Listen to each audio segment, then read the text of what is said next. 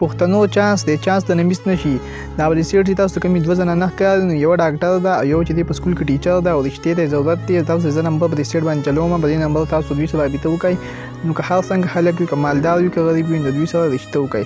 ډېر زیات غټ چانس مال جایداد یې هم شته دی. دا چې کوم دی نو د دې رشتې ضرورت دی دوی ته، صحیح ده. نو چانس دی دوستان، دا زه نه ویم، دا زمونږ یو څو ملګري دي سوشل میډیا ول دا وایي. نو دې کې څومره حقیقت دی دې ټول سره رابطه شوې ده چې آیا دا رښتیا رشتې کوي او که نه. دې چې کوم دی نو ټول حقیقت به تاسو سره زه شریکوم. نو تاسو ته په اخر کې زه وایم هم چې دوی سره رشتې وکړئ یا ورسره ونه کوئ، رابطه ورسره وکړئ یا ورسره ونه کوئ. نو راځئ دې ټول حقیقت درسره ویډیو کې شریکوم. دې چې ما ټول سره رابطه شوي، صحیح ده. لکه ما دا ویډیو د دې نه پس ما پوره ریسرچ کړی دی، نه پس مې دا ویډیو کړې ده، یعنې ما هسې بې څه دا ویډیو نه ده کړې، صحیح ده. نو دې ټول حقیقت زه تاسو نن په دې ویډیو کې شریکوم. ویډیو تاسو ما تر اخره وګورئ. دوستان تاسو چې کومې جنکۍ ښکاري نو دا خو زه نه پېژنم چې څوک دي وټېور. دا زموږ یو ملي سوشل ورکر ملګري دي، سوداګران ورته زه وایم.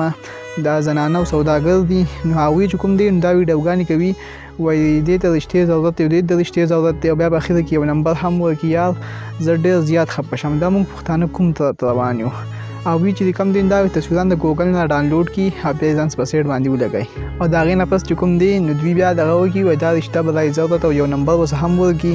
په اخره کې یو نمبر ورکړي، اول نمبر نه ورکوي، خو وایي تاسو اول دا ویډیو وګورئ چې موږ ته پیسې لږ میلاو شي، موږ لږ مشهور شو، زموږ ویډیو وایرل شي. نو د هغې نه پس دوی یو نمبر ورکړي. نو دا نمبر باندې زما رابطه وشوله. نو یاره نمبرې بندې نمبرې وي، پته نه لګي دوی نمبرې به وي، زړې نمبرې به وي چېرته، خو هغه بندې نمبرې وي، چونکې هغه د ډېر وخت نه بند وي. وټسپ پې هم بند وي او عام نمبر هم بند وي.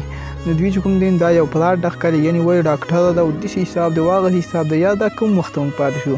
زموږ پښتنو سره به یو څه کنټینټ نه وي، نو هغوی به راځي او دا به داسې په دې طریقه مشهوره. یا دا خو نه ده که نه، یوازې خو پیسې ګټل نه دي، عزت ګټل هم پکار دي که نه دوستانو. تاسو ماته دا په کمنټس کې ووایئ چې داسې کول پکار دي که نه، د پښتنو د عزتونو سره داسې کول پکار دي که نه. سبا به ستا خور مور به خلک دا رالي چې رشته به رایې ضرورت و، ته به سبا نه یې په دې دنیا کې. یار ته لږ سوچ وکړه، ته چې ویډیو کوې دی نه به اول لږ سوچ کوه چې زه ویډیو کوم نه. دا زموږ دا هر څوک دي هم نه، زموږ یو څو ملګري دي سوشل میډیا کې، د هغوی ورزده کوي، یعنې د هغوی څخه خپل سازي کنټینټ نه وي، نو بس په دې دغه باندې ځان داخ کوي. خو دا نه ده کول پکار چې ستا خپل دغه نه ته په لاره کښېنه. او داسې نور ډېر دغه دي د ټیکنیکل شیز راواله، یو بیان راواله، پای باندې ریکشن وکړه. ته خو داسې چل مه کوه که نه چې داسې چل کوي. یعنې په سوشل میډیا به اوس موږ رشتې کوو، ښه چې کوي هم.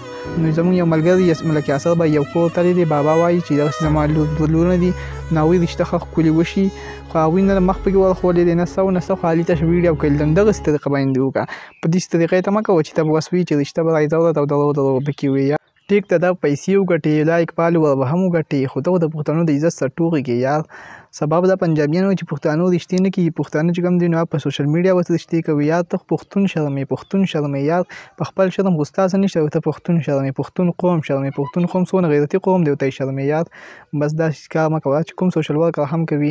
نو هغوی زما دا یو ریکویسټ دی، داسې کار مه کوه. که ستاسو کنټینټ نه سبا ویډیو ورکړه، بل سبا یې ورکړه، هله بل سبا یې ورکړه، لس ورځې پس یې ورکړه، خو داسې چل مه کوه. د پښتنو د عزت سره ټوخې مه کوه. یا داسې کول مکمل ناجایزه ده، دې خو زه خلاف یم، خو یعنې تاسو ته هم ووایي چې داسې کول پکار دي او که نه. زه خو یم چې زه د خپل زما چې کوم سوچ دی نو زه یم چې دا داسې کول بلکل نه دي پکار. نو تاسو ته هم خیر دی، خپله رایه په کمنټ کې شریک کړئ. او دا ویډیو ما چې تاسو هم شریک کړم، د ویډیو کتلو ډېر زیاته مننه.